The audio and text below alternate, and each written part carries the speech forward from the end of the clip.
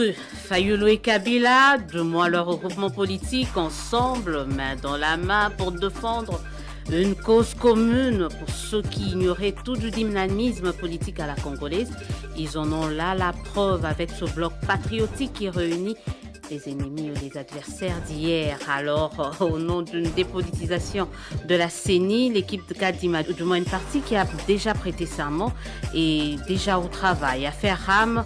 Grève des enseignants des écoles publiques, hausse de prix des biens de première nécessité sur le marché. Que doit faire l'Union sacrée, le gouvernement Sama, pour gagner la bataille du social, état de siège? Est-ce la solution ultime ou le gouvernement doit-il revoir sa stratégie pour mettre fin à la sécurité dans la partie est de la République démocratique du Congo après 2 semaines de break, 2 semaines on s'est manqué. Je suis très heureuse de vous retrouver dans ce nouveau numéro de votre débat du week-end, le débat au féminin. Ça se passe entre femmes, ça n'a rien de sexiste. Et ce soir, cet après-midi, j'ai le plaisir de recevoir pour la première fois Maître Mimi Angèle Condé-Yuya. Bonjour et bienvenue. Bonjour Maman Élisée, merci pour l'invitation. Femme politique, porte-parole du mouvement Lumumbi soit progressiste, MLP de Franck Diongo. Bien sûr. Toujours, vous êtes dans l'Union sacrée? Bien sûr. Vous n'avez pas l'intention de quitter? Pas pour le moment, ce n'est pas encore à l'ordre du jour. Les partis n'ont pas encore décidé sur cette question. Au moment opportun, si on arrive à prendre une décision, nous le dirons. Pourquoi on doit se cacher? Vous y réfléchissez quand même? Réfléchir déjà pour quitter l'Union sacrée, non, ce n'est pas à l'ordre du jour. Nous sommes en train de penser à autre chose. Et c'est quoi cette autre chose? Nous sommes en train de nous apprêter pour les élections. C'est ça, les partis politiques. Les partis, ce n'est pas un moziki, un likelembao, on est là... non, on est là pour prendre le pouvoir et l'exercer. Donc, nous sommes en train de nous préparer pour mettre en place des stratégies de comment prendre le pouvoir et comment exercer le pouvoir. Pour l'instant, c'est-à-dire ce qui se passe dans l'Union sacrée, ça vous arrange? Vous n'avez rien à reprocher à ce regroupement politique au niveau du MLP? Non, votre question n'était pas posée par rapport à si nous avons des reproches à formuler à l'Union sacrée. Est-ce que vous avez des reproches à formuler? Mais oui, mais c'est une œuvre humaine. C'est une œuvre humaine. Qu'est-ce que vous pouvez reprocher au niveau du MLP? Qu'est-ce que vous reprochez? Vous croyez qu'à l'Union sacrée, tout est blanc? Non. Nous sommes attachés aux principes et aux valeurs. La valeur de la démocratie, la valeur de la gouvernance intègre, la valeur toutes les valeurs de gauche, quoi. Parce que nous sommes un parti de gauche progressiste. Donc ce n'est pas en vain que nous avons mené un combat, ce n'est pas en vain que Lumumba a mené un combat, ce n'est pas en vain que Papa Tshisekedi avait mené un combat. C'est pour un objectif et atteindre un idéal. Donc nous sommes sur ces pas-là, sur ces chemins-là. En face de vous, Chantal Moboni, bonjour et bienvenue. Bonjour Maman Élisée. Secrétaire national de l'engagement pour la citoyenneté et le développement, le parti de Martin Fayulu. Comment vous vous retrouvez avec le FCC main dans la main, Chantal Moboni? Qui l'eût cru? Qui l'eût cru? Ouais. Pour vous avoir reçu ici à plusieurs fois, à plusieurs reprises, là on nous dit ça y est, Fayulu et Kabila vont marcher ensemble. Comment on en est arrivé là? Ok, merci beaucoup pour l'invitation et je profite de l'occasion pour saluer toute la population congolaise et compatir à la population de Bukavu pour ce qui est arrivé il y a peu. Au fait, nous ne sommes pas en coalition avec le FCC. Et nous ne sommes pas non plus dans une alliance politique ou électorale avec le FCC. Nous avons répondu présent à une dynamique citoyenne, une dynamique qui veut un engagement citoyen parce que le pays est en danger. La démocratie est en péril. Nous voyons déjà que tous les signaux font état d'une planification de la fraude électorale et nous disons qu'il faut sauver le pays. C'est ainsi que nous avions répondu présent à l'appel de nos pères de l'Église via Milapro et CalCC. C'est comme ça fut le cas en 2017 quand nous étions au rassemblement ensemble avec les régimes actuels. Nous avons été en bloc avec le CLC pour pouvoir mettre fin à la dictature kabyliste. Et donc, c'est dans le même ordre d'idées aujourd'hui. Nous sommes là, nos pères nous ont lancé l'invitation il faut pas oublier que déjà le 19 octobre, le président élu avait tenu un point de presse et avait demandé à ce que le Congolais puisse constituer un bloc patriotique afin de barrer la route à la dictature fasciste et barrer la route à la fraude électorale à venir. Donc c'est dans ces cadres-là que nous avons aussi entendu l'appel de nos pères spirituels et c'était le 20 et nous avons estimé que, étant donné que l'objectif poursuivi est le même, il était important de fondre toutes les initiatives en une seule, sous la supervision bien sûr de nos pères spirituels et aujourd'hui c'est la société civile qui a la commande. Donc il n'y a rien d'alliance avec le FCC, la MOUCA et la MOUCA, nous sommes en train d'évoluer comme d'habitude, nous sommes cohérents et constants dans notre lutte. Nous voulons aujourd'hui une bonne CENI pour avoir de bonnes élections et garantir la vérité des urnes. Je reviendrai avec Maître Mimi pour qu'il puisse un peu nous faire donner sa lecture de cette alliance présentée comme contre nature par certains. Pour d'autres, on dit, Madame Chantal Moboni, pour faire tomber Tshisekedi, vous avez décidé carrément de signer un pacte avec le diable, parce que c'est comme cela que vous présentiez Kabila et le FCC. Non, au fait, n'oubliez pas que ce n'est pas nous qui présentons Kabila comme personne de Kabila. C'est un système que nous avons combattu ensemble avec le MLP, avec l'UDPS, parce que nous voulions à ce que l'article 5 de la Constitution soit respecté. Nous voulions redonner la dignité du peuple congolais, parce qu'aujourd'hui, vous savez que dans les concerts des nations, la RDC n'a pas une bonne posture, malgré tout ce que nous pouvons avoir comme potentialité, mais il n'y a pas une bonne posture internationale. C'est-à-dire ce combat... Vous n'avez pas très bien suivi les dernières actualités, hein, pas une excusez-moi, sur le plan international, alors que le président revient de sorte de périple.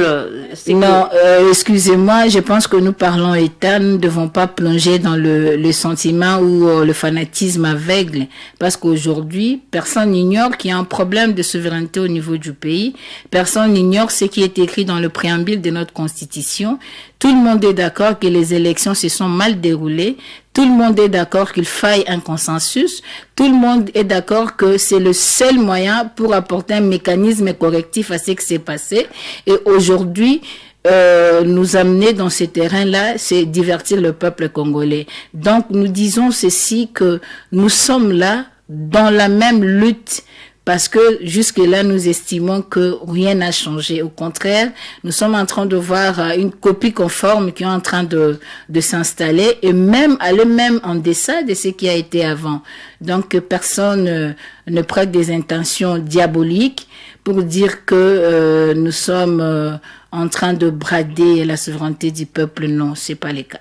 Maître Mimi Angèle Condé, vous comprenez la démarche de la MOUCA, de les idées qui aujourd'hui décident quand même de faire un peu ce tabula rasa du FCC, aujourd'hui s'associent pour lutter contre la dictature de Félix Tshisekedi avec l'Union sacrée. Dès l'entrée du jeu, je dirais que ma sœur Chantal n'est pas dans l'opposition. Quand vous suivez les propos de Madame Chantal, vous sentez qu'ils sont au pouvoir. Parce que pour eux, le président Martin Fayulu a été élu. Donc c'est lui le président de la République démocratique du Congo. Donc s'il doit continuer dans sa logique, la logique de sa pensée, continuer dans cette pensée, ils ne peuvent pas être dans l'opposition, donc ils sont au pouvoir. Premier rectificatif. Deuxièmement, lorsqu'on parle de la République, notre République, nous n'avons que ce Congo comme pays. Nous n'avons pas un autre pays. La question de la tricherie des élections. Mais on ne met pas la charrue avant le bœuf. Avions-nous déjà organisé les élections sous d'autres, ici en France par exemple, ou dans d'autres pays? C'est le ministère de l'Intérieur qui organise les élections. Mais le Congo a son histoire. La particularité du Congo est que lorsque les Franck Diongo, les papas Tshisekedi, les papas Kizenga, les Jean-Pierre Bemba étaient à Sun City, ils avaient pris la décision de mettre en place une administration électorale. Donc ici, moi, je ne suis pas là pour parler des individus. Je parlais de l'administration électorale. Pour votre gouverne, je puis organiser les élections de la composante femme, des élections passées, où Elodie Tamouzi n'a pu être à la plénière de la CENI. J'en sais quelque chose sur la CENI. Et je sais quel est le poids de porter l'organisation d'une élection. Raison de plus pour avoir une CENI dépolitisée et indépendante. Mais la question qui se pose. Vous savez que lorsque les femmes étaient venues de province pour qu'on organise ces élections qui a amené Elodie à la plénière de la CENI, les femmes de province n'avaient pas confiance en moi. Je devais mettre en confiance les femmes des provinces. Pour preuve, nous sommes allés travailler à l'hôtel où étaient logées les femmes venues des 10 provinces. Nous, Kinshasa, nous sommes allés vers eux. On a fait les PV, on a travaillé notamment les mamans Grace Lula, les mamans Nzouzi, les mamans Madika Lala. Il y a eu beaucoup de femmes qui étaient là, en fait, nos aînés dans cette lutte pour la participation politique de la femme. Donc, la question des élections, je crois qu'on doit quitter les stades des individus. Parce que l'enjeu des élections, c'est l'acceptation ou le refus des résultats. Moi, je l'ai vécu quand j'ai organisé donc, bref, les vous nous élections demandez, de la composante vous dites femme. qu'il faut Donc, quitter les discours que nous tenons aujourd'hui pour dire nous voulons marcher pour la tricherie électorale et pour... Il y a déjà la tricherie électorale. Kadima ne fait pas le consensus. Non, je ne veux pas qu'on parle des individus. Je m'abstiens des individus. Mais ils incarnent l'institution. Je m'abstiens des individus. Pourquoi? Parce que la CENI aujourd'hui, c'est que nous, MLP, en tant que parti politique, nous attendons de cette CENI, c'est que les élections soient apaisées, transparentes, crédibles. C'est ce que nous attendons de cette CENI. Parce que, comme vous le savez, dans cette CENI, on peut mettre même Maman Chantal Moboni. Les gens, nous allons contester Maman Chantal Moboni. Pour dire non, Chantal Moboni, oui, elle est dans les combats de la femme, oui, mais elle a. Donc aujourd'hui, moi, je dis que les réformes qu'on a apportées, on a voulu dépolitiser la CENI. La bonne dépolitisation de la CENI, à mon humble avis, serait qu'il n'y ait aucun parti politique, aucun regroupement politique au sein de la CENI. C'était la proposition de Fayoulou, je crois. Deuxièmement, en fait, au niveau du bureau, pas au niveau de la plénière. Donc, ils avaient quand même raison. Non. J'ai dit aucun politique à la CENI. Aucun politique à la CENI. Que ce soit à la plénière, que ce soit au bureau. Mais encore la grande question que l'on doit se poser. Vous connaissez notre société civile. Chacun, vous savez, la question de choix, c'est un problème où il est difficile à une personne de pénétrer les pensées. Je ne peux pas pénétrer tes pensées. Je ne connais pas tes penchants. Je peux voir Élisée Odia, journaliste à Top Congo. Bon, mettons Élisée Odia à la CENI. Élisée Odia porte Maman Chantal à bras ouverts. Qu'est-ce que je veux faire?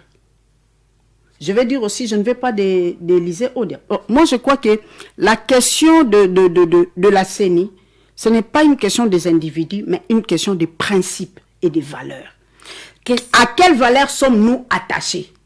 Ce qui vient d'être, en fait, nommé à la CENI, je vois Maman Joséphine Ngaloula, je vois... Madame Sylvie Berem. Seya, je vois notre secrétaire général de CAFCO, Adine, Maître Adine, qui est là. Je dis, fructueux mandat. Apportez vos empreintes. Laissez des traces. On a fait, avec Kabila 2006, 2011, on a fait 2018. Nous avons 3 expériences électorales. Ouais, trois expériences chaotiques. Hein, et nous voulons, voilà pourquoi je dis, l'enjeu des élections, c'est l'acceptation ou le refus des résultats. Et nous voulons que la CENI actuelle soit cette CENI qui va permettre à celui qui va perdre les élections d'appeler les gagnants. Voilà, d'appeler. Et vous savez aussi, non seulement pour les élections présidentielles, Mais les élections législatives nationales, vous savez ce qui s'est passé pour ces élections. Mais aussi. pour qu'on en arrive là, je veux donner la parole, s'il vous plaît. Je donnerai la parole tout à l'heure à Madame Chantal Boumodi. Pour qu'on en arrive là, il faudrait justement qu'on ait à la tête de cette CENI, ou comme membre de cette CENI, des gens capables, pas des gens, on dit maintenant il y a des gens monomaniaques qui ont déjà un nom dans la tête, et c'est ce nom-là qu'on va déjà publier, il ne va pas publier un autre nom, non, c'est ça. Maman Élisée, en 2018, lorsqu'il y a eu élection, il y a eu les machines à voter. Nous avons dit qu'il y a tricherie. Nous et les Chantal, on avait marché pour refuser la machine à tricher, la machine à voter. Mais ils sont allés aux élections avec la machine à tricher, la machine à voter. Vous comprenez? Aujourd'hui, on nous dit encore, ceux qui sont à la CENI ont déjà un nom. Ces noms se trouvent où? Je sais qu'ils parlent que c'est Tshisekedi qui va tricher les élections, c'est Tshisekedi qui sera élu, c'est Tshisekedi, c'est Tshisekedi. Mais ces noms-là est placé où? Dans les bulletins, dans les machines à voter, c'est placé où? Moi, je trouve que ce sont des élucubrations et qu'on laisse d'abord à cette CENI qui vient de prêter serment de nous prouver de quoi ils sont capables. Ils savent qu'ils ont la charge. Les Congolais comptent sur cette CENI pour que nous ne puissions plus tomber sur tout ce que nous avons décrié pendant toutes ces expériences électorales. Chantal, donnons-leur la chance. Donnez la chance à la nouvelle CENI. Vous ne trouvez pas que vous, au niveau de la MOUCA, au niveau de l'ECID, au niveau de ce nouveau bloc patriotique, vous perdez le temps dans l'organisation. Au lieu, en organisant ces différentes marches, en lieu et place de préparer déjà les élections. Merci, j'espère que j'aurai le même temps d'antenne comme Madame Mimi. En fait, je voulais dire que oui, nous avons un président élu, un président légitime, mais qui n'a pas l'impérium. Je vais dire que avoir les élections apaisées, transparentes et démocratiques n'est que conséquence d'un processus électoral équilibré, transparent et qui tienne compte de valeurs démocratiques.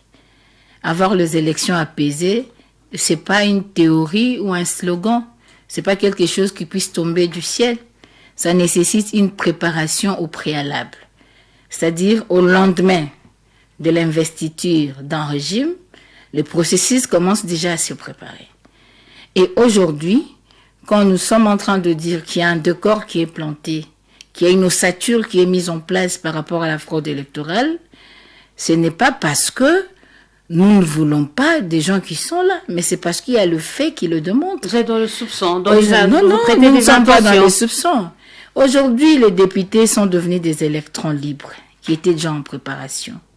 Aujourd'hui, nous avons une cour constitutionnelle pro-pouvoir, qui est connue de tous. C'est encore des intentions, aujourd'hui, madame. Non, excusez-moi, nous sommes politiques. Vous êtes une grande journaliste. Non, je suis dans les faits, justement. Ouais, c'est ça. Donc, nous sommes politiques et nous sommes conscients de ce que nous disons. Aujourd'hui, vous avez vu comment on a une loi unique, une loi portant organisation et fonctionnement de la CENI. Dans l'esprit du constituant congolais, dans l'esprit de la volonté du peuple couché dans l'article 211 de la Constitution, voter au référendum. Cette institution d'appui à la démocratie devait avoir son caractère neutre et son caractère indépendant. Mais en regardant la composition du bureau de la CENI, en regardant la composition de la plénière, nous voyons que la CENI est politisée à outrance, ce qui ne garantirait pas la vérité des urnes, ce qui nous replongerait encore dans les 3 cycles électoraux passés. C'est pour cela que nous disons que nous voulons que la CENI soit dépolitisée. C'est pour cela que nous voulons rappeler ici, Madame Mimi Angèle, nous avons combattu ensemble. Je me rappelle de la conférence de presse du président Franck Diongo. Il a dit que c'était même pas d'abord c'était un communiqué, je crois, et c'est Maître Nico qui était avec vous à l'époque, qui avait parlé de ça. Vous n'irez pas aux élections parce que le processus est corrompu. Vous avez dit, vous n'irez pas aux élections parce que le processus était corrompu. Vous vous êtes servi de quels critères pour déclarer déjà ce processus corrompu avant les élections et décliner d'aller compétir avec les autres? Vous étiez candidate à Makala, si je me rappelle bien, mais vous n'avez pas... Ok, merci. Donc, mais vous n'avez pas été aux élections. Mais aujourd'hui, vous supportez le fruit de ces élections que vous avez estimé être des élections corrompues. Je voulais dire ceci. La machine à voter, vous étiez avec nous. Nous avons marché. Nous avons eu des réunions au niveau de Lindongue, avec le père de l'église, avec la CENI, les acteurs, tous les grands acteurs politiques. Et nous avions dit ensemble, après explication, après être convaincus, parce qu'il y aura des observateurs, parce qu'il y aura tout, il faudrait que cette machine soit utilisée comme une imprimante. Nous avions signé. Et c'était prévu que les résultats qui seront sortis de ces élections, ceux qui seront considérés ne seront que ceux qui sont sur le PV manuel. La machine a été utilisée comme une imprimante. Donc, je pense pas que ça soit aujourd'hui un motif de dire que nous avions refusé la machine et nous sommes allés. Vous perdez le temps, madame. Non, vous perdez le temps pour préparer les élections en organisant des manifestations pour refuter Kadima. Excusez-nous, Maman Mimi, elle est juriste. Elle peut mieux maîtriser la Constitution plus que moi. Je ne pense pas que l'exercice d'un droit constitutionnel soit une perte de temps. Nous avons marché ensemble. Nous avions voulu que la volonté du peuple soit respectée. Nous avions voulu que l'article 5 de la Constitution soit respecté. Est-ce qu'aujourd'hui elle est respectée? Aujourd'hui, dire que nous sommes en train de passer les temps, non. On ne peut pas aller aux élections pour y aller, mais on doit aller aux élections parce qu'à travers ces élections, parce qu'aujourd'hui les élections constituent le seul moyen reconnu par notre Constitution pour accéder au pouvoir. Et nous devons aller aux élections, mais ces élections doivent respecter un principe qui est repris dans la Déclaration universelle des droits de l'homme. Je crois l'article 21, alinéa 3. C'est-à-dire que la volonté du peuple doit être le fondement de toute autorité publique. Nous devons respecter ce principe-là. Et que cette volonté doit être exprimée régulièrement. C'est pour cela nous disons, permettez madame, nous ne voulons pas le glissement, parce que nous avons vu la volonté de glisser.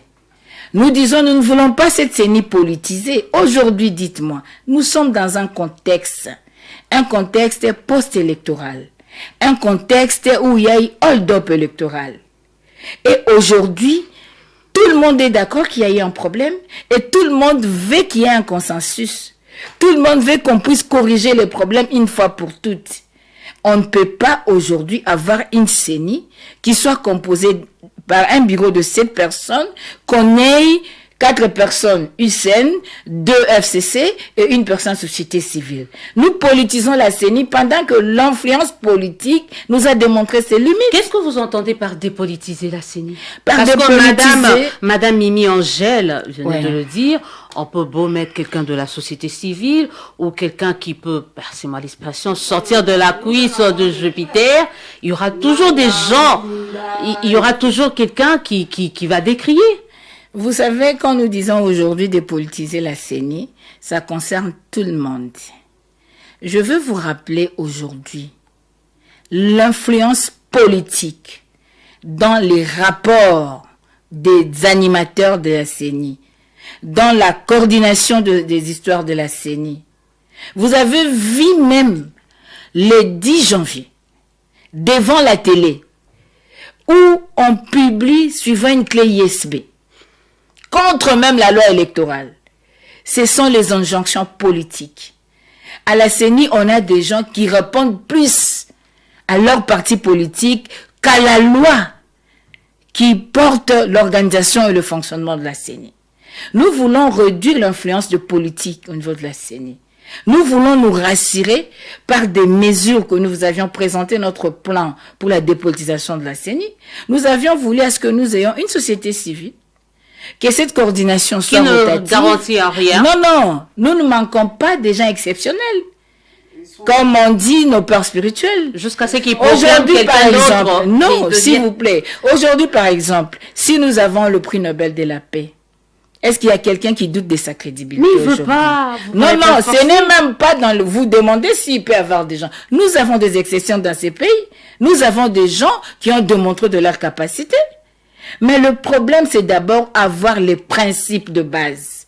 C'est pourquoi nous avions mis en place la CENI. C'est parce qu'il y a une crise de confiance entre les acteurs politiques. Et aujourd'hui, voulez-vous avoir de bonnes élections avec les mêmes conditions? Comment on crée cette Les confiance? mêmes causes peuvent produire d'autres effets. Comment on crée cette confiance? On doit créer cette confiance à travers un consensus. C'est-à-dire, nous avons de lois, nous faisons la réforme de la loi portant organisation et fonctionnement de la CENI, avec consensus de tous les acteurs qui vont entrer en ligne en compétition. Nous devons avoir le consensus de réforme sur la loi électorale. Il faut un consensus parce que le régime qui est en place, c'est un régime des faits qui est en train de travailler. Il ne peut pas se prévaloir cette qualité de tout faire seul, d'organiser les élections au fatisme pour amener les gens dans ce qu'eux veulent. Nous, on ne peut pas accompagner ça. Les élections. Mais on doit organiser des bonnes élections qui répondent aux lois de la République et qui répondent à l'esprit de l'article 211. On a peur, il paraît qu'on va tout droit vers des élections fascisme. Pourquoi, vous qui êtes dans l'Union sacrée, vous ne voulez pas d'un consensus? Madame Élisée Ondia, je suis Mimi Angèle Condé, porte-parole du MLP. Le MLP n'est pas un mosiki, c'est un parti politique. L'héros vivant Franck Diongo nous a enseigné que nous sommes en politique, non pas pour accompagner les autres. Donc nous, la MLP, nous sommes à l'Union sacrée pour accompagner, selon Maman Chantal Fati, d'organiser les élections, de gagner les élections. Et nous, les MLP, nous sommes là pour faire quoi? Ben, vous êtes là pour faire quoi alors? C'est la question que je pose à Maman Chantal. Non, madame. On ne peut pas... Donc, en fait, je ne sais pas, parce que mon combat, c'est un combat de valeurs. Les combats du MLP, c'est un combat de valeurs et de principes. J'ai entendu Maman Chantal parler des bases constitutionnelles. Et lorsqu'on parle de bases constitutionnelles, il cherche un consensus. Il sait quel est le mécanisme prévu par notre constitution si vous voulez apporter des réformes. Ils sont au Parlement. Ils sont au Parlement. Nous n'avons aucun député au Parlement. Eux ont des députés au Parlement.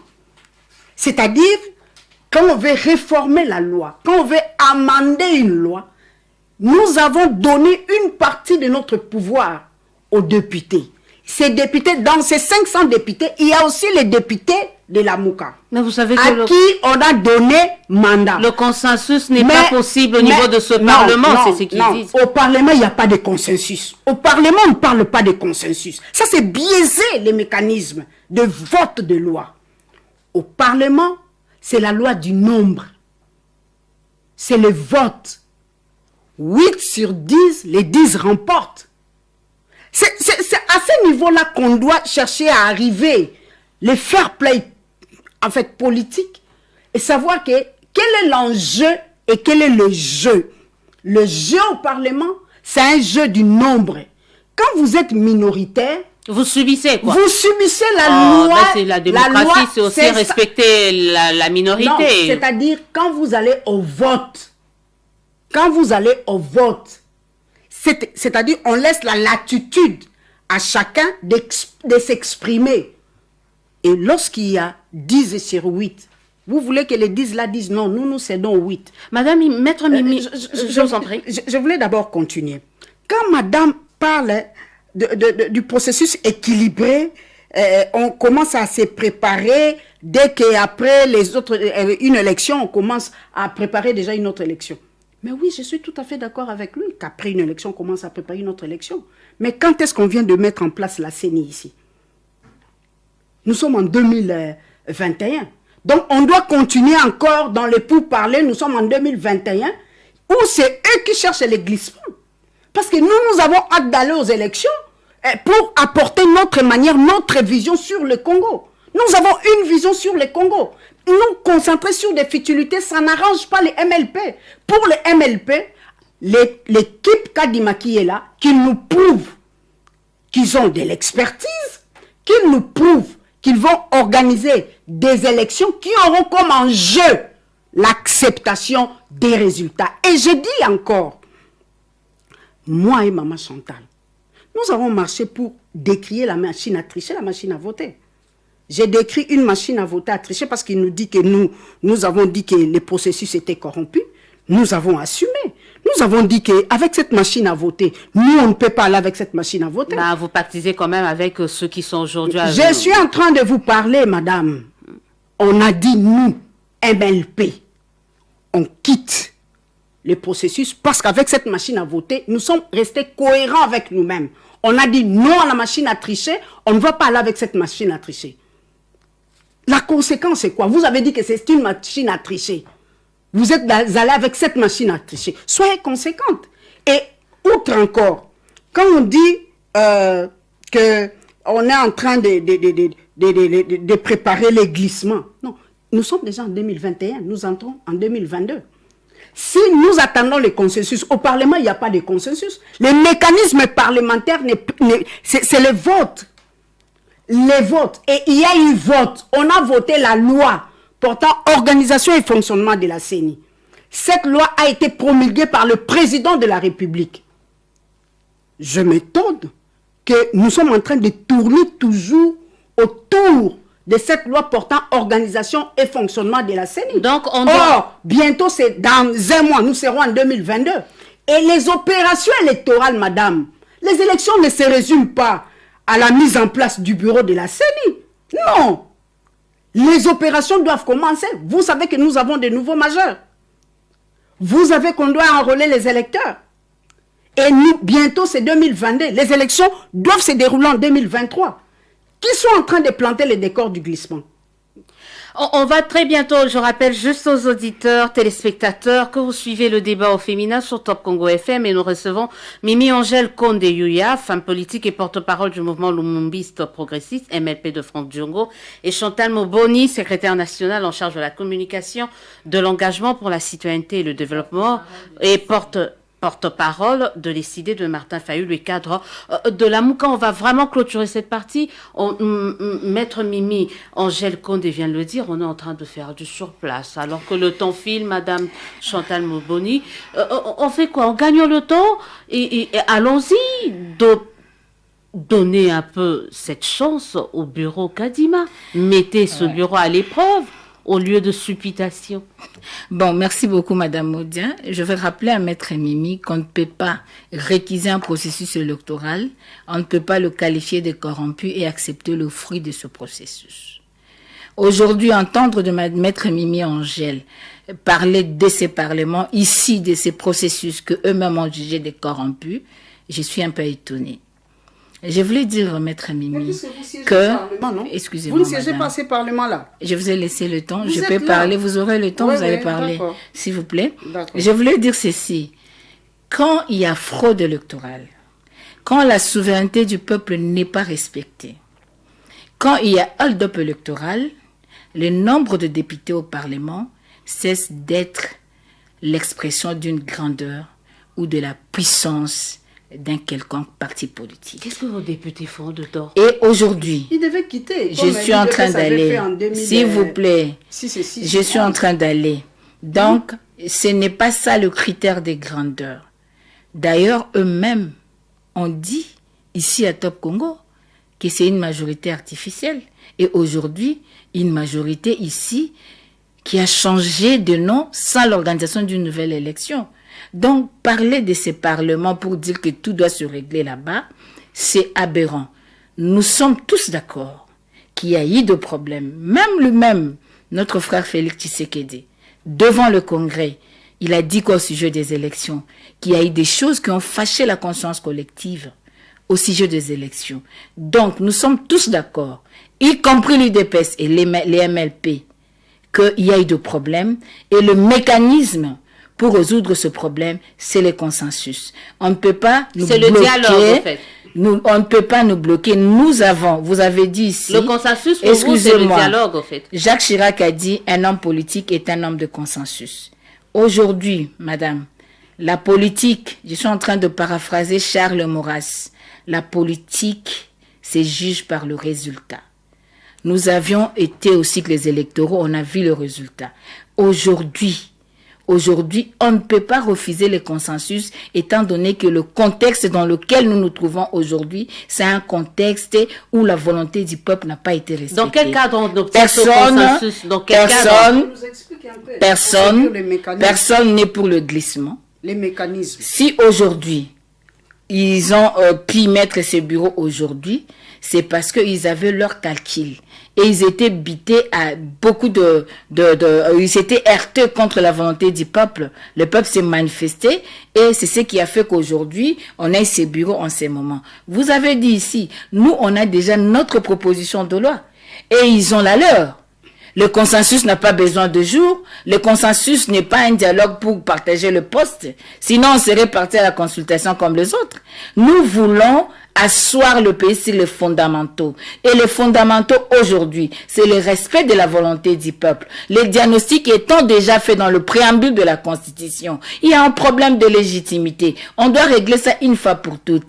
Tout ce que nous sommes en train de voir ici, qu'il y ait de problèmes, qu'on qu'on donne les arrêts de la Cour en faveur du pouvoir, ce n'est que la fièvre. Mais la racine du problème, c'est l'illégitimité. Et nous devons une fois pour toutes nous assumer pour corriger cette illégitimité afin de préparer un développement du pays. On va changer de thème, donc, Madame Chantal Moboni, mais ma question, elle reste là.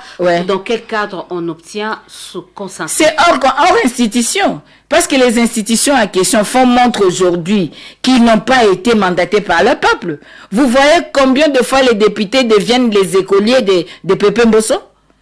Vous voyez combien de fois on instruit le Parlement pour faire Vous ne reconnaissez pas ces institutions, mais vous y laissiez quand même. Nos députés étaient élus et ils ont un rôle à jouer dans ce Parlement. Et grâce à eux, qui sont comme sentinelles, ils nous donnent tout le complot qui se font là-bas contre le peuple. Ils étaient élus, mais pour les autres députés... C'est eux-mêmes qui ont déclaré. Non, je crois que... Qui a parlé de la majorité artificielle? C'est pas nous. Sérieux avec nous-mêmes. Je suis d'avis que à un moment donné, on doit s'asseoir pour commencer à réfléchir nous-mêmes en tant que politiques sur certaines de nos allégations. L'UDP c'était conséquente à l'époque. Papa Tshisekedi l'a dit, je ne veux pas, je ne crois pas. L'UDP s'était sorti. Même le président Fachi, vous savez qu'il était élu. Il n'était plus là. Papa, qui c'est Diome Ndonga là, vous le savez. Alors, mais venir nous dire que pour le député de la Mouka était élu, mais les autres, la première conséquence, comme le président élu, c'est Martin Fayoulou, et qui n'a pas l'impérium du pouvoir, les députés de la Mouka devaient libérer l'Assemblée nationale. On ne va plus. Faute pour eux de le faire, c'est qu'eux aussi acceptent la légitimité, la légalité du Parlement. S'il vous plaît. Parce que c'est lui qui avait commencé, donc moi je dois clôturer. Non, pas nécessairement. Hein? Pas nécessairement. Je vous donne quelques minutes pour qu'on change des sujets. Maître Mimi Angèle. Oui, mais si Madame Chantal dit que nous avons notre proposition de loi, eux, ils ont leur proposition de loi. Les MLP va dire, nous aussi nous avons notre proposition de loi. Les MLC viennent et disent, nous avons notre proposition de loi. Mais lorsqu'on est tous détenteurs des propositions de loi, ce qui est correct et légitime, parce que nous sommes en démocratie, on ne peut pas empêcher à un groupe de personnes de penser et de faire des propositions de loi. Mais quel est le mécanisme prévu par la Constitution dont Mme Chantal fait allusion pour voter une loi? Ce n'est que par le Parlement. Ce n'est que par le Parlement. Un mot de la fin. Le consensus dont elle fait allusion, on aura ces consensus en dehors des institutions. Qui va convoquer? Parce que le président Félix est illégitime. C'est Martin Fayoulou qui est le président élu. Allons sur cet angle-là. Le président élu, c'est Martin Fayoulou. Le président Félix-Antoine Tshisekedi est illégitime. Donc, il n'était pas élu. Maintenant, vous voulez que nous allons au consensus. Qui va convoquer les gens pour ce consensus? Vous répondez à ces questions. C'est toujours le président. Madame Chantal Moboni, vous répondez. Je crois qu'on doit... Et puis on est clôture. politique. Je ne suis pas obligée de répondre ce qu'elle veut. Je dois recadrer ce qu'elle a dit. Le problème, c'est quoi? Ce n'est pas que chaque parti politique doit être détenteur d'une proposition, non. Il y a 3 forces en présence.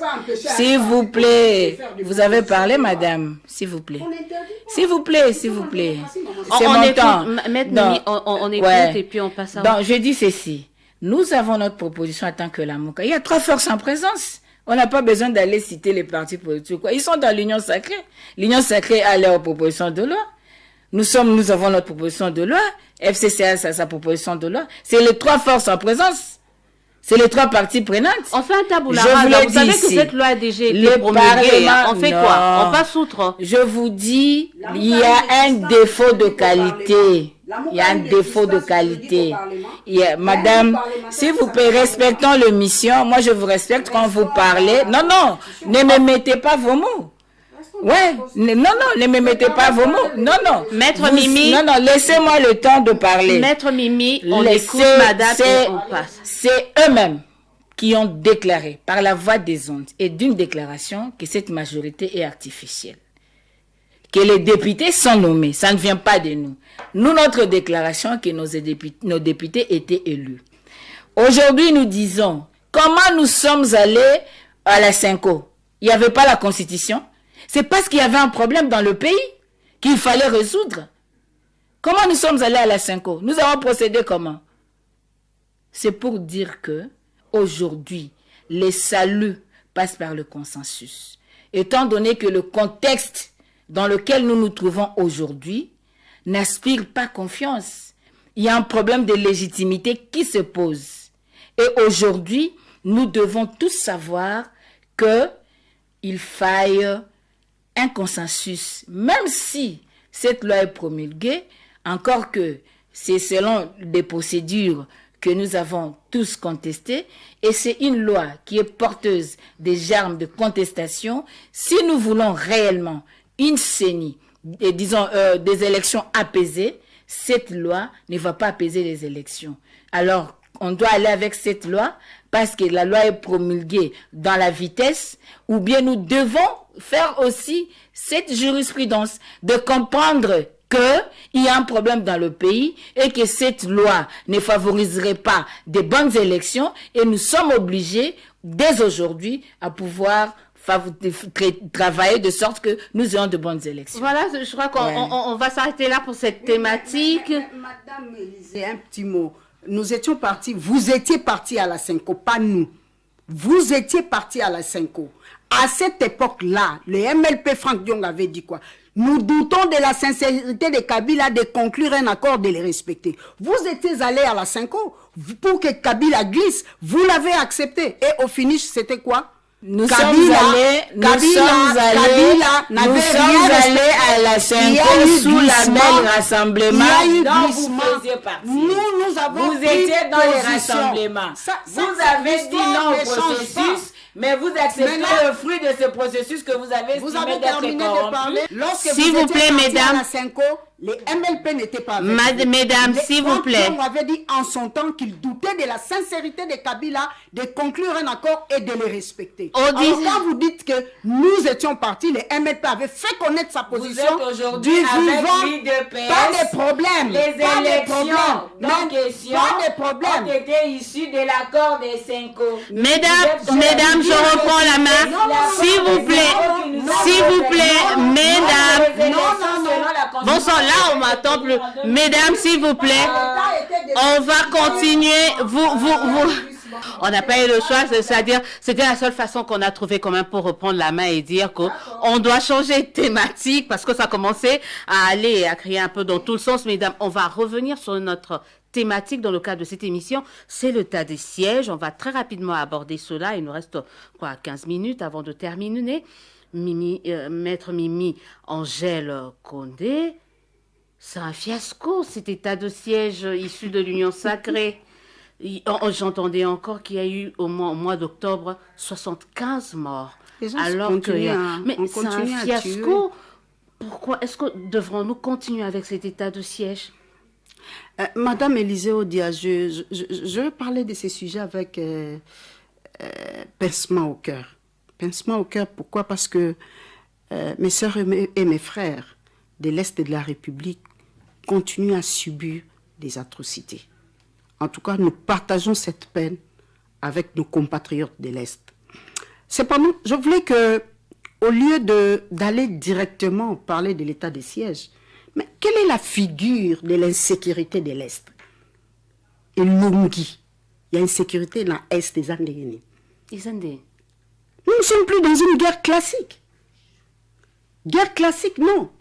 Où il y a tel groupe armé comme on avait avant. Mais la figure, la nature de cette guerre, il y a la nature géopolitique, géostratégique, la décomposition de l'État et de la société. À cela s'ajoute les terrorismes. Vous savez que les terroristes ont leur méthode de faire les choses. Ils sont invisibles. Ils sont invisibles, les terroristes. Vous avez entendu ce qui s'est passé à Beni. On savait tout ça, et je crois que le président l'a dit, les différents ministres l'ont dit. Tout le monde sait que c'est une guerre asymétrique, et on a trouvé qu'il fallait un état de siège. Là, on est à la 11e prorogation. Oui. Il n'y a pas toujours des résultats palpables. Doit-on continuer d'état de siège en état de siège? Madame, depuis qu'on avait décrété l'état de siège jusqu'à ces jours, ça fait combien de mois? Ne va pas au nombre de prorogations. Je crois qu'on est dans les 6 mois. Pour une guerre de plus de 20 ans, dans 6 mois, tout doit s'arrêter. Mais non, soyez conséquents. C'est une guerre. Je dis la guerre de l'Est. Il faut comprendre qu'il y a la dimension géopolitique, la dimension géostratégique. Nous sommes entourés de 9 voisins, non? Et nous avons des minéraux. Les multinationales ont besoin de nos minéraux. En attendant, on signe les contrats avec certains. Hein? Est-ce que vous pensez que quand vous allez à l'Est, vous allez vous en rendre compte que cette guerre de l'Est, c'est commandité de l'extérieur et de l'intérieur par nos compatriotes qui acceptent de coopérer, de collaborer avec ces multinationales qui leur fournissent, en fait, tout ce qu'ils ont besoin pour mener leur activité criminelle. Mais l'état de siège n'est que l'un des moyens utilisés. Parce que la solution à ce genre de l'insécurité à l'Est ne peut pas être seulement une solution militaire. Nous avons la solution diplomatique. Et nous avons aussi, par rapport à cette solution diplomatique, mais nous devons parler avec nos voisins qui servent de base arrière. Pas plus tard qu'il y a quelques jours, nous avons vu l'incursion des militaires d'une armée régulière dans notre pays. On doit chercher à définir les relations que nous avons avec nos pays. Et on a senti le silence quand même du gouvernement, de l'Union sacrée, c'est ça. Je suis en train de parler en tant que je suis Union sacrée, madame. Ce n'est pas que parce qu'on est Union sacrée, on ne s'accroche plus aux valeurs et aux principes. Non. Ce n'est pas ça. Ce n'est pas ça les combats que Papa Étienne nous avait montrés. Je suis lumumbiste, madame. Lumumba a accepté de dire au roi de Belge la vérité. Et ça lui a coûté sa vie. Ce n'est pas parce que nous sommes de l'Union sacrée que nous n'allons pas parler de l'évaluation de l'état des sièges. Mais comment vous analysez le fait? On continue à évaluer. Il faut qu'il y ait une évaluation. L'évaluation par rapport aux opérations, à la logistique. En fait, ici... La question, tellement que c'est une question militaire, et pour tout couronner, je dis, je soutiens les FARDC. J'ai un sentiment patriotique envers nos FARDC. Ils ont accepté de verser leur sang pour nous. Mais on doit continuer à évaluer. L'état de siège, depuis qu'elle a été décrétée, jusqu'à ces jours, ça ne fait que 6 mois. Dans 6 mois, vous voulez que les tueries de l'Est, l'insécurité de l'Est cessent dans 6 mois. Madame Chantal Moboni, l'état de siège, 11e prorogation, 6 mois, c'est très peu. Il faudra encore donner de temps au temps et permettre à FARDC de faire leurs preuves quand même. Ok, merci. Je vais dire ceci, c'est un sujet que j'aborde avec beaucoup d'amertume parce qu'au moment où je vous parle, moi, ma famille biologique à l'Est, Kisangani, Bukavu, tout ça, bon, ça dérange un peu. Au fait, je voulais dire ceci. Nous avions dit, comme a dit Émile Desgérardins, gouverner, c'est prévoir. Ne rien prévoir, c'est courir à sa propre perte. Depuis le mois de mai, les 6 mai, si je ne m'abuse, nous avions dit, on ne peut pas réussir l'état de siège sans planification préalable. Avons-nous quels moyens? Matériel, logistique, humain. Avons-nous quel budget? Qui combattons-nous? Quelle est notre stratégie militaire? Qui est notre ennemi? Nous avons quelle quantité d'armement? Comment on va acheminer la ration de militaires? Comment on pourra mettre les militaires dans les conditions? Tout ça, c'est dans la planification. Et on doit avoir un chronogramme des activités. Ça n'a pas eu lieu. C'est ce qui fait aujourd'hui que cet état de siège échoue. Aujourd'hui, nous sommes à plus de 1023 morts du mois de mai au mois de novembre. Aujourd'hui, les libertés des citoyens sont bafouées. Il y a des violations flagrantes de droits humains. C'est dans un rapport de l'ONU. Nous avons les experts qui nous ont dit ici, dans un rapport, que l'état de siège ne fait qu'empirer la situation. Ça n'a pas réussi, il faut qu'on change de tactique. Nous avons le baromètre de Kivu qui nous a démontré que rien n'allait. Il était temps de stopper. Nous avons 57 députés de l'Est qui ont déclaré qu'ils ne doivent plus assister à la prorogation de l'état de siège. Parce que sur terrain, rien ne va. Nous avons le député national Jean-Baptiste Kassekwa qui est en train de militer pour qu'on cesse, pour qu'on mette fin à cet état de siège. Donc, vous comprenez, madame, qu'aujourd'hui, la vie de Congolais est désacralisée. Nous ne faisons que compter les morts. Vous voyez des gens détourner l'argent destiné à soutenir l'état de siège. Vous voyez des militaires qui cherchent la ration. Vous voyez aujourd'hui comment je ne sais même pas, je ne peux plus parler de guerre parce qu'on nous dit ici, elle est devenue asymétrique. Quand c'est asymétrique, c'est difficile d'identifier l'ennemi et ça devient compliqué. Mais aujourd'hui, pendant cet état de siège, il y a des incursions de l'armée rwandaise dans le pays et que le régime ne dise rien. Pendant cet état de siège, il y a quand même signature des accords de libre-échange. Et pendant cet état de siège, aujourd'hui, tout est militarisé. Il y a un problème. La population civile qui constituait pour nous le bouclier, qui faisait la résistance à travers des mouvements citoyens et autres, il n'y a plus moyen de faire cette résistance. Nous avons des militaires partout.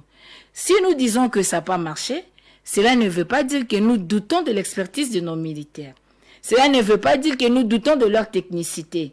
Mais le problème, c'est qu'aujourd'hui, il faille stopper avec cet état de siège, faire une évaluation objective. Même le ministre de la Défense, même le rapport de la Commission de Défense et Sécurité nous a beaucoup parlé de ça. Il faudrait aujourd'hui voir comment chercher des solutions. Quelle solution? Je veux orienter, je n'ai plus de... Je dis, okay. On a parlé de la diplomatie. Moi, je n'ai pas encore parlé de la diplomatie. Non, je dis, on stoppe avec l'état de siège. On met quoi en place? On doit stopper avec l'état de siège. On doit investir dans la défense et la sécurité. Nous avions proposé en son temps des réformes au niveau de nos services de défense et sécurité. Aujourd'hui, il y a un problème. Rwanda est devenu le maître de l'ouvrage, le maître des jeux. Aujourd'hui, nous voyons le Rwanda faire tout ce qu'il veut en RDC. Et le régime en place ne dit rien. Aujourd'hui, Rwanda doit signer les accords de libre-échange sans réparation. Ouganda était déjà jugé et reconnu coupable. Il devait de l'argent en RDC. Jusqu'aujourd'hui, rien n'est fait. Mais le Rwanda n'a fait aucune réparation. Et aujourd'hui, quand il veut, il entre dans le pays, il fait ce qu'il veut et il sort. Et personne ne dit mot. Personne ne dit Nous mot. voulons aujourd'hui qu'on lève cet état de siège, qu'on utilise notre armée. Nous avons de vaillants soldats. Je vous rappelle, en 2013, rapidement, 2013, nos vaillants soldats ont mis en déroute les M23. Il n'y avait pas état de siège. Je peux vous dire aujourd'hui, dans le plateau de le mérite Minembwe, revient à Kabila quand même. Hein? moi, je ne parle pas des individus. Je ne parle pas des individus. Mais je dis ici, Ce sont les nos faits, quand soldats maintenant là, sur le plateau de Minembwe, nos FARDC sont en train de travailler là-dessus. Il n'y a pas état de siège au site Kivu. Donc le problème, nous nous posons des questions. Parce que tout le monde est d'accord que rien ne va. Même les autochtones disent que rien ne va. Les députés disent que rien ne va. Les experts, le rapport des Nations Unies consorts disent que rien ne va. Maintenant, pourquoi vous accrochez-vous à l'état de siège? Maître Mimi, on dit, l'état de siège en 6 mois a-t-il montré ses limites? Est-ce qu'on ne peut pas changer des stratégies? C'est l'évaluation, madame. On ne peut pas, pour une guerre qui a duré plus de 20 ans, en 6 mois terminer cette guerre. Est-ce que c'est la seule solution? L'état de siège est la seule solution? Non, d'ailleurs, l'état de siège, c'est une solution militaire. C'est parmi les solutions militaires. C'est dans l'aspect militaire. Même dans l'aspect militaire, il n'y a que l'état de siège. Lorsqu'on dit que tous les députés ne sont... Alors, qui vote pour la prorogation de l'état de siège? Ce ne sont pas les députés. Donc, je dis ici, on doit chercher à comprendre le mécanisme. Parce que c'est bien de parler, mais si le mécanisme est tout autre et vous voulez faire voir à la population autre chose, là, je suis désolée. L'état de siège, on l'a prorogé encore. C'est-à-dire, les députés l'ont accepté. Donc, on doit continuer et encore. Le Sénat l'a accepté. On peut continuer. C'est parmi les solutions, madame. Voilà. C'est parmi les solutions. Parce que la solution ne peut pas seulement être militaire. Nous avons parlé qu'il faut comprendre d'abord la nature de l'insécurité de l'Est. Donc, on est tous la d'accord. nature géopolitique, la nature géostratégique, la décomposition de l'État et de la société. À cela s'ajoute le terrorisme. Est-ce qu'on doit, aujourd'hui que nous avons le terrorisme, est-ce qu'on doit opposer à une guerre asymétrique les méthodes d'une guerre classique avec des forêts que nous avons? Vous pensez qu'une guerre classique, les méthodes d'une guerre classique, on peut l'opposer à une guerre asymétrique? Mais je crois que j'ai des propositions de solutions. La solution est aussi politique. La solution est aussi diplomatique. Politique, c'est comment? On procède comment? Mais la solution politique, nous avons les fils du Congo, les fils congolais et les Congolaises que nous sommes. Nous devons savoir qu'à l'Est, ce sont nos frères qui sont en train de mourir. Maman Chantal qui est là doit comprendre que la question de l'Est n'a pas de couleur politique. Pour la question de l'Est, il n'y a pas la Mouka, il n'y a pas FCC, il n'y a pas MLP, il n'y a pas SID, il n'y a pas quoi, non. Nous sommes tous des Congolais et nous devons concourir pour que réellement il y ait réconciliation entre le peuple. Réconciliation entre le peuple. Madame, une minute par rapport à ça. Une minute parce qu'on doit vite... Nelson Mandela a commencé par dire justice, vérité, réconciliation. La réconciliation ne vient qu'après justice et vérité. Le problème de l'Est, ça date pas d'aujourd'hui, c'est connu de tous. Même quand nous avons suivi les programmes des candidats présidents de la République, chaque candidat avait un programme précis par rapport à la situation de l'Est. C'est pas aujourd'hui qu'il faut commencer à nous expliquer des dimensions, tout ça. Oui, je voulais dire ceci. Non, excusez-moi, madame. Excusez-moi. Je veux clôturer. Excusez-moi. S'il vous plaît. S'il vous plaît. Ne me mettez pas vos mots. Je veux dire ceci. Très rapidement. Oh là là. Maître Mimi. Maître Mimi. Il faut pas parler pour parler. Il faut parler pour dire quelque chose. Vous avez la parole. Je dis comme ça. Excusez-moi, madame. C'est mon temps. Laissez-moi réfléchir de ma manière. Laissez-moi. Non, je n'ai pas dit que vous n'avez rien dit. Vous avez dit ce que vous avez semblé bien dire. Maître Mimi. Que moi je peux Madame dire. Chantal, une minute, on est vraiment... Moi, je veux dire, pour votre information, madame, c'est les 57 députés qui n'ont pas assisté à ces votes de prorogation, excusez-moi, Madame Parlé, on va très bien. Non, sécurisez-moi quand même. Maître Mimi, est-ce qu'on peut laisser Madame Il n'y a pas Chantal question de en placer coup d'épée. une? Ce sont les originaires de là. Ils connaissent mieux cette question plus que tout autre député. Ici, il y a des députés de palissades et de qui sont pour et qui sont contre. Et ils connaissent, excusez-moi, et ils connaissent la réalité sur terrain. Et ils vous donnent et les chiffres et les endroits où les gens sont tués et ils viennent de faire une mission sur terrain. Donc, ils ont refusé.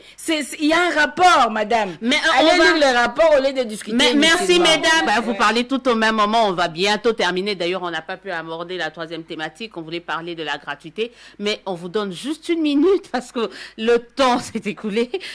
On va clôturer. J'avais commencé avec Madame Mimi, Maître Mimi Angèle. Je veux clôturer ou je veux commencer? Je commence par vous et je veux clôturer par elle. Madame Chantal Moboni, votre mot de la fin pour clôturer cette émission. Pour clôturer l'émission, j'ai dit qu'il y a un problème. On peut avoir de bonnes idées, mais quand il y a un problème d'expertise, ça pose problème. Quand vous voulez parler de gratuité, malheureusement, il n'y a pas assez de temps. Ce manque de planification qui caractérise ces régimes nous amène à tout ce qu'on est en train de vivre. Aujourd'hui, parce qu'il n'y a plus assez de temps, on aimerait seulement rappeler à tous citoyens congolais, à toute la population congolaise, que le 13 novembre, nous serons tous dans la rue pour dire non à la politisation de la CENI, pour dire non à la fraude électorale et non au glissement. Donc, le peuple congolais doit savoir qu'il n'y a aucune coalition politique entre l'AMOCA et les FCC. C'est une dynamique citoyenne, un engagement citoyen répondant à un besoin urgent du moment pour le salut de la nation. Le pays est en péril. Donc, il ne faut pas suivre ces Kadiosha News qui est en train de chercher à marier le président Fayoulou moyennant un accord avec le FCC, disons FCC. C'est faux et archi faux. Nous sommes toujours dans la lutte, nous sommes dans le combat. Peuple congolais, comptez sur nous. Soyez toujours confiants en votre président. Nous voulons de bonnes élections. Ce que nous sommes en train de vouloir aujourd'hui, c'est extirper les microbes au niveau de la racine. Parce que tout ce que nous vivons aujourd'hui, le vol de rames, la gratuité qui ne tient pas, état de siège qui échoue, le social qui est zéro, ce n'est que conséquence de l'illégitimité. Donc nous devons tout faire pour avoir de bonnes élections afin d'avoir des animateurs redevables au peuple, mais pas des animateurs qui seront transformés en écoliers pour se mettre sous le soleil et remettre la dictature mobusienne dans le pays. On va même, vous avez parlé de Kadiosha, je ne sais pas de quelle chaîne, oh là là, je ne sais pas de ce quel média. Maître Mimi Angèle Condé, votre mot de la fin. Je dirais au peuple congolais que le MLP et Revivant continuent leur combat, ils s'attachent aux valeurs et aux principes. Le combat que nous avons mené, ce n'est pas aujourd'hui que nous allons l'abandonner.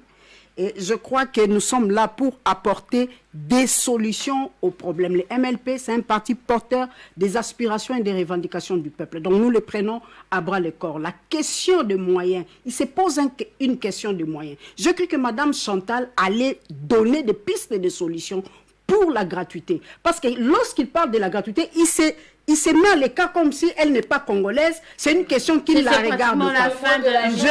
Je pensais que même à son mot de la fin, il n'allait pas seulement peindre un tableau pour la gratuité de l'enseignement. Ça profite à nos enfants. Il allait apporter des solutions. Que préconise la MOUCA? Mais je crois que je vous remercie d'avoir répondu à notre invitation. Je remercie les auditeurs. Je crois qu'on va reprendre. Hein, je vous réinviter. On va recommencer cette fois-ci par la gratuité de l'enseignement, parler du social. Code 26, on va refaire cette émission avec vous deux pour reparler des thématiques d'ordre socio-économique ici au pays. Et on se dit au revoir. À très très très bientôt pour un autre numéro de votre émission, le débat au féminin. Je remercie toute l'équipe technique, Dani Zaobi, Patrick Mungongo, Didi Binsika. Le tout sous la supervision de Miguel Menda. On se dit au revoir, à très très bientôt pour un autre numéro de Décortique.